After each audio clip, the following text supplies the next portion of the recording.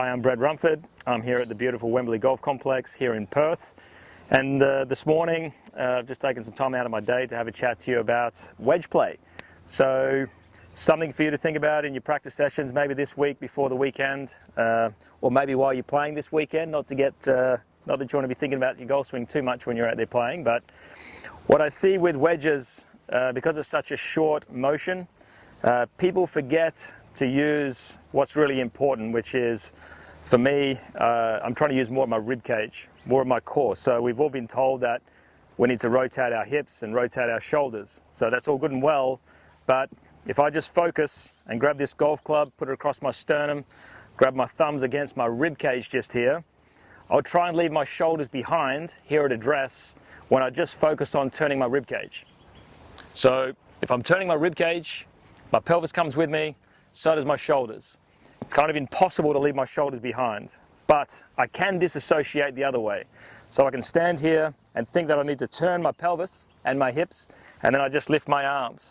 So people have many different ways we can get the golf club from the ground up, but obviously pulling the arms across my body, using the wrist to try and get the golf club or the head on its circumference and leaving my chest behind, it's probably not the most efficient way. So the shorter the shot, generally speaking, the weekend warriors or people that are a little bit apprehensive about chipping, they will underutilize their rib cage.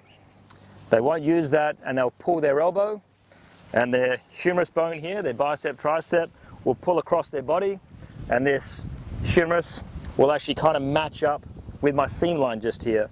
So they'll probably add like a little bit of wrist hinge in it as well, because they think that that's, the aspect that's chopping down on the golf ball or creating spin, where it's probably the exact opposite. Well, it is the exact opposite. So I'll be using more of my rib cage and not wanting to try and pull this golf club across my body to try and get it up. So if I'm focusing more on the rib cage just here, I'll just have a natural turn of my pelvis, and with my rib cage turning, I'm able to now keep this golf club more in front of my body just here. So my arm will naturally fold, my hands will naturally hinge, but I've really got to commit to making sure that my rib cage is being present with moving that golf club from the ground to the top of my backswing. So from that moment, where I like to personally feel is that once I've got my rib cage turning, it's going to be feeling as though my arms, particularly the humerus, is going to outrace the rotation of my chest. So